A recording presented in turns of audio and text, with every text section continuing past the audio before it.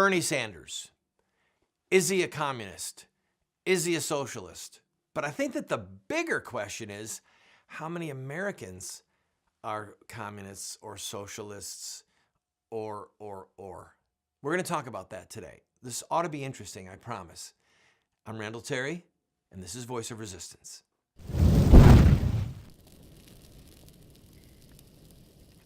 Welcome to the program, friend.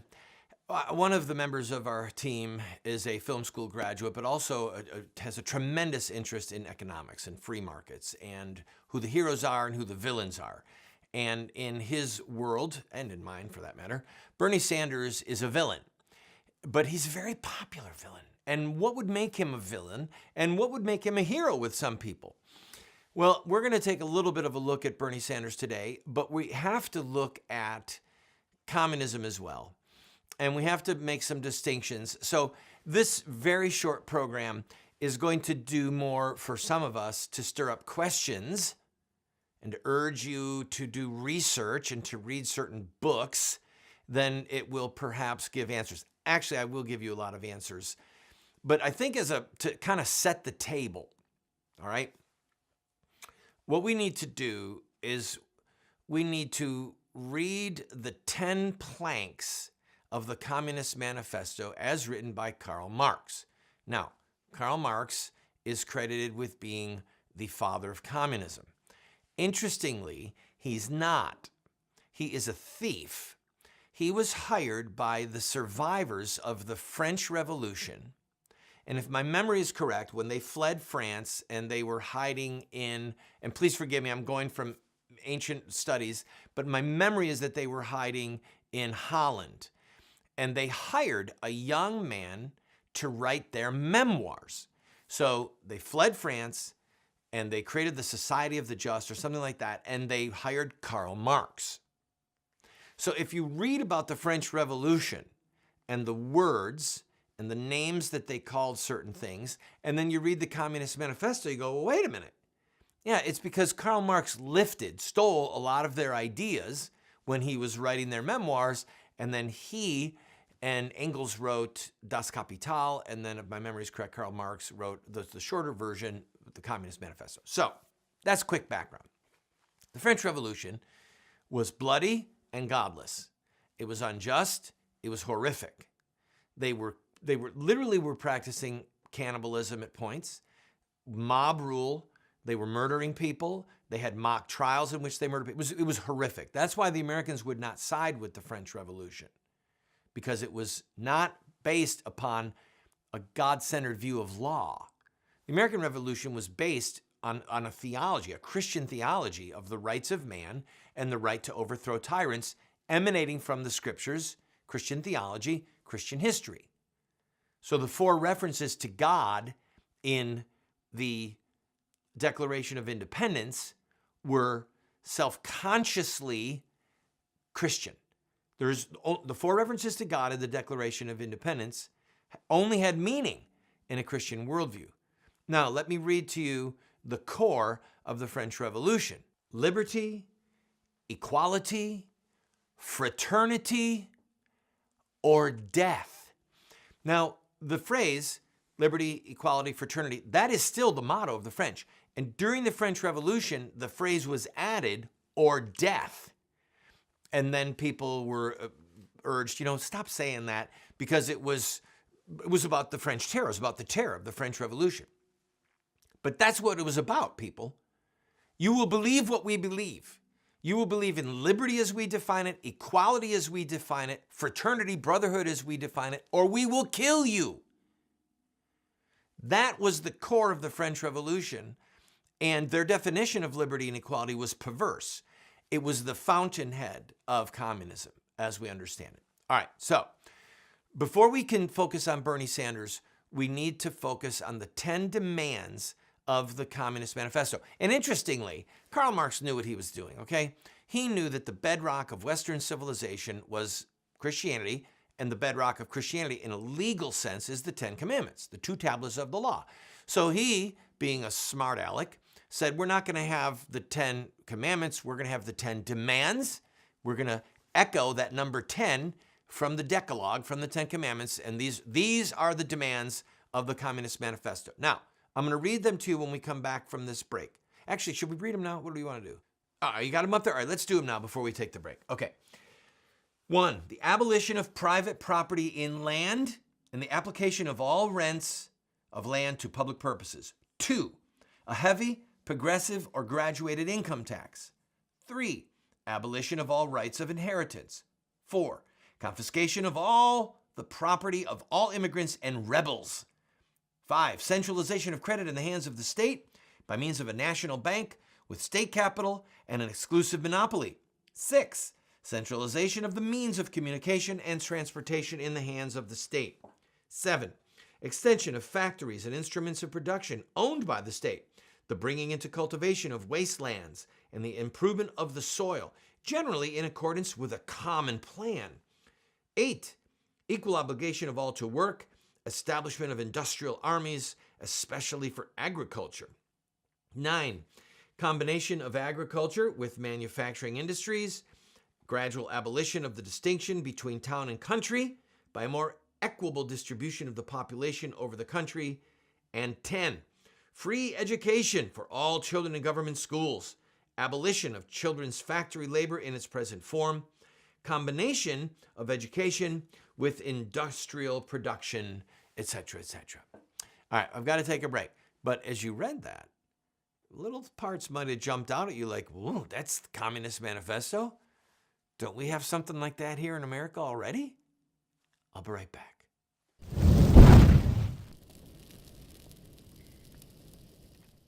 Introducing Roxy Guitar. If you're a guitar or bass player, whether you play acoustic or electric, check out Roxy Guitar. I've been playing for over 40 years and seen guitar stores all over America. I've never seen a store like Roxy Guitar. Roxy Guitar has over 700 guitars in stock, over 1,500 pedals, over 200 amps. For the beginner or price-conscious buyer, there's Michael Kelly guitars. For the serious player or professional, Roxy Guitar has the finest selection of guitar lines I've ever seen. You know I love Warrior guitars. Roxy Guitar has over 100 Warriors in stock. They have Heritage, G&L, Gretsch, John Sears, BC Rich, Duesenberg, Dean, legendary guitars at great prices, including pre-owned Gibsons, Fenders, and more. Let them know you heard about Roxy Guitar from Randall Terry and receive 10% or more off your purchase on select items. Go to roxyguitar.com.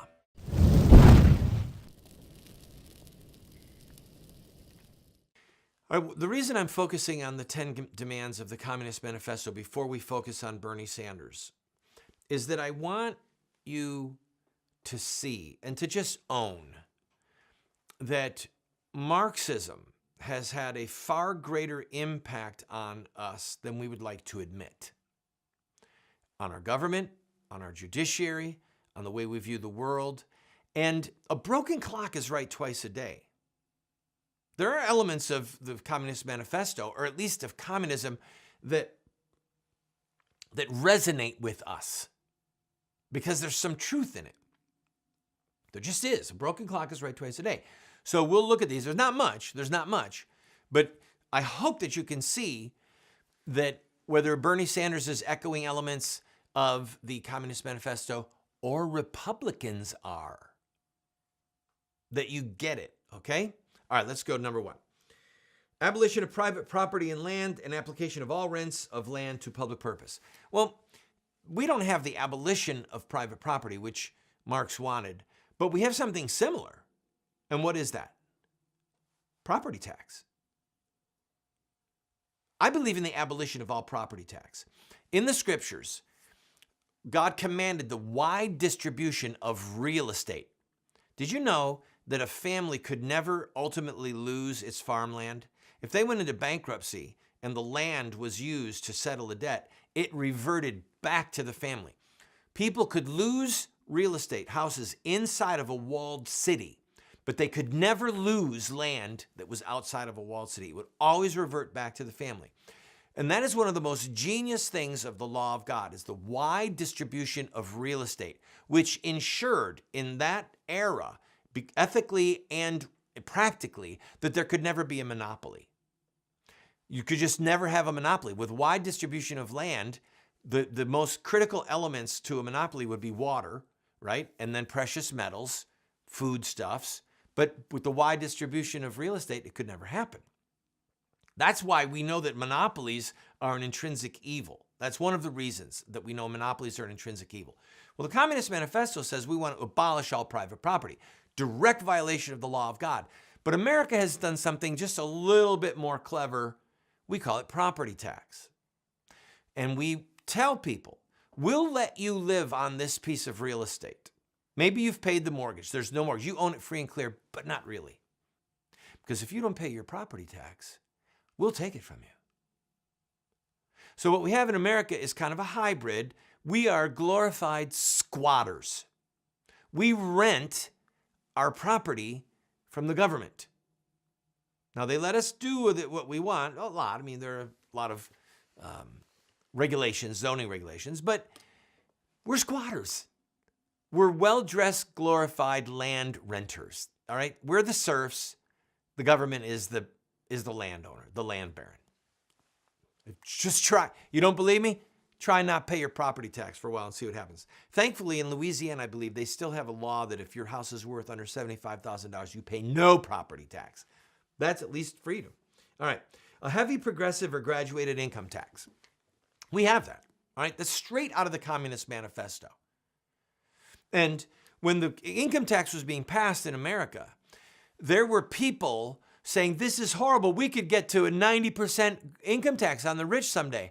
And the people who were proposing the income tax scoffed and said, that is not true. Well, that's just about what happened. The graduated income tax got insane in America.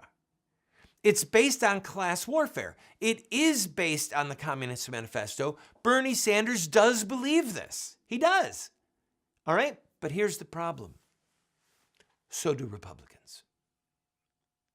And that's where this episode is probably going to be a little depressing to my team member here who wanted us to talk about Bernie Sanders. For me, we're just dealing with degrees. Bernie owns it.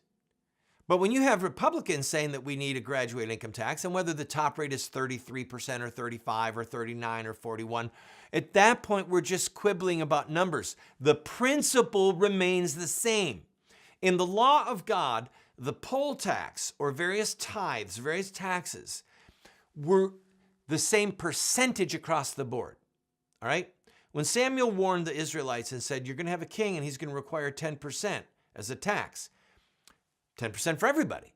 So if you're poor, you only made $100, you pay $10. If you're rich and you made $1 million, you pay $100,000 or shekels, whatever. All right? So in the scriptures, the tax rate is equal across the board. Everybody gets to enjoy the roads. Everybody gets to enjoy the bridges. Everybody is protected by the army. So everyone pays a percentage of their income in tax. Under Marxism, no, it's a heavy graduated income tax. In the American tax system, which is a reflection of Marxism, heavy graduated income tax. So Bernie Sanders picking on the wealthy, well, the truth of the matter is you've got Republicans going along with him. We're just quibbling about how much we pick on the wealthy. Don't go away, I'll be right back.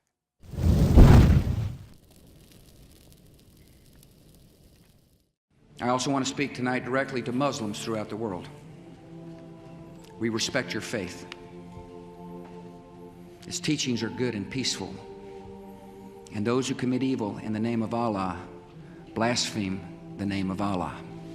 We have reaffirmed again and again that the United States is not and never will be at war with Islam.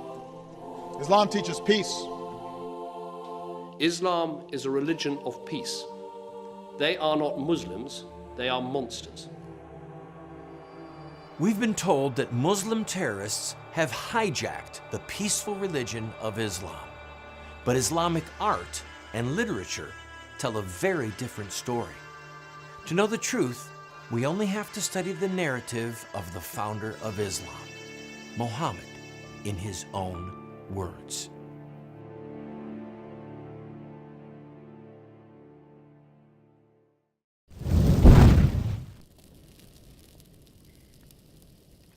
All right, I'm going to read a couple of quotes from Bernie Sanders, again, to keep the table being set. There's something profoundly wrong when one family owns more wealth than the bottom 130 million Americans. This grotesque level of inequality is immoral. It is bad economics. It is unsustainable. This type of rigged economy is not what America is supposed to be about. This has got to change, and as your president together, we would change it. You all know that while our people are working so hard, almost all of the new wealth and income generated in America is going to the top 1%. We have sent a message that will echo from Wall Street to Washington, from Maine to California, and that is that the government of our great country belongs to all of the people and not just a handful of wealthy campaign contributors and their super PACs. All right. Here's the problem. I agree with some of this. That third one, man, oh man, I couldn't agree more. It's about ending the grotesque level of wealth and income that we are experiencing. I'm sorry. We've sent a message. The problem is I agree with it. We've sent a message that will echo from Wall Street to Washington, from Maine to California, that this is the government of our great country belongs to all of the people and not just a handful of wealthy campaign contributors and their super PACs. I agree with that. And many of the rules, if you look at the bailout that happened when Obama took office, all right, the Bush-Obama bailout, it was the mega banks in New York City, Chase Manhattan, if my memory is correct, that got dollar for dollar. All right? Somebody who came in to the Obama government was a multimillionaire banking person who ensured that taxpayers' money bailed out Wall Street. We paid for their reckless investments. We paid for it. And meanwhile, the fat cats, if you remember, run the tape back in your head, the fat cat executives of these companies that were in danger of going out of business, except the taxpayer bailed them out, they were still giving one another 6- and 7-digit bonuses. Taxpayer money was used to give bonuses to wealthy bankers. Why? Because their super PACs and because their campaign contributions were funding the elected officials that let them get away with this. There is, in America, an incestuous relationship between Wall Street, banks, and the federal government. It's and the Fed, all right? The Federal Reserve Bank. There just is. So Bernie Sanders is right on this one. He just is. The problem is the mixing and the matching. The problem is the taking elements that are true. I don't know what it is. I'm trying to still think about it. But when Bernie says there's something wrong when one family owns more wealth than the bottom 130 million Americans, I don't think that number is true. I don't think it's true. But whatever the number is, there is something wrong with it. And I haven't put my finger on it yet, but what I believe it is the insider trading in Wall Street and the ability to control the goods and services, not in America, but that are coming from China. There's something going on that involves people controlling, not full-blown monopolies, but something like a monopoly with, say, Amazon. Now, I'm smelling a rat. I smell fire. Where there's smoke, there's fire. I think we buy from Amazon, okay? So I'm telling you straight up, there's a level of hypocrisy here with me. Convenience and price. But there's something going on there that is not right. The way they treat their employees. My daughter worked for Amazon. He said, Dad, they treat their employees like dirt. You have no idea what their employees are going through. And it's based upon slave labor in China. So part of the problem that we're facing is that all of us have become intoxicated with and addicted to cheap goods, cheap trinkets, cheap bread and circuses. We can buy flat screen TVs for under $200, people. We can buy the gizmos that entertain us for pennies on the dollar of what it would have cost a generation ago. And so that addiction to and reliance upon slave labor from China and these growing monopoly-like companies in America, there is something there that's ultimately going to be determined as not right. And I can't figure out what it is. So Bernie's touching on something that's a live wire to people. And if you're one of the people that's working at Walmart and you're one of the people that's working at Amazon and you feel the stress and you feel the inequity, I don't know, there's part of it is the lack of nobility. If you look at wealth concentrated in the hands of a few people, there was a day when people who were fabulously wealthy, look at Boaz in the scriptures, okay? There was a day when people were fabulously wealthy that they felt a sense of obligation to the community and to the people that they employed, and they wanted their families to do well. Henry Ford saw to it that he made a car that his employees could buy. And that is gone today. That's not present with Bezos and some of these people, these wealthy people. I'll be right back.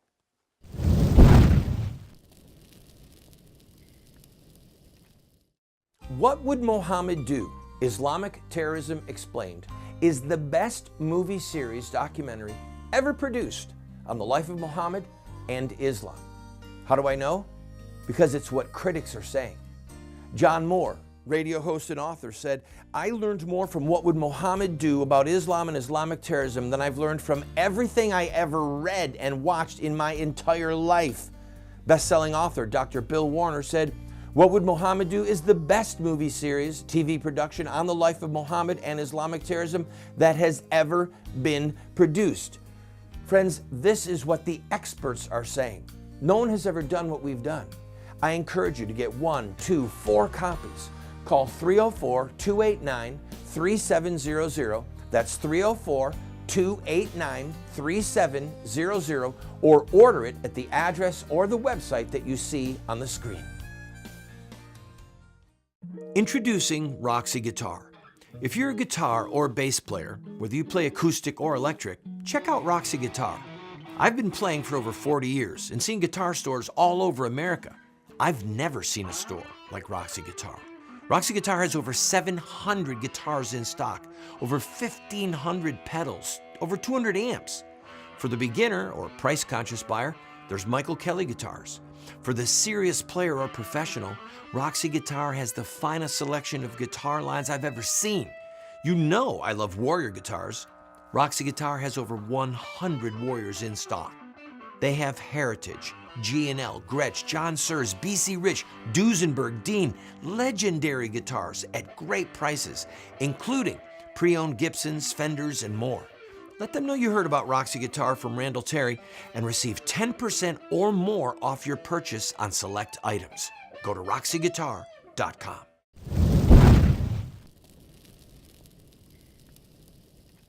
I wish you could have been a fly on the wall. We have just had a 40-minute debate here internally about just how evil Bernie Sanders is and where is he the most communist, where are the Republicans also practicing portions of the Communist Manifesto.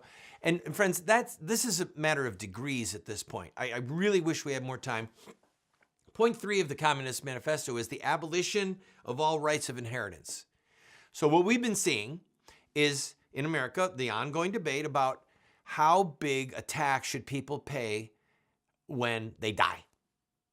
Now, this to me is criminal, all right? Someone has worked their whole life, paid taxes their whole life, and then when they die, whether they have a big farm or whatever they have, are they going to be charged a 15% death tax, 20, 25, 30?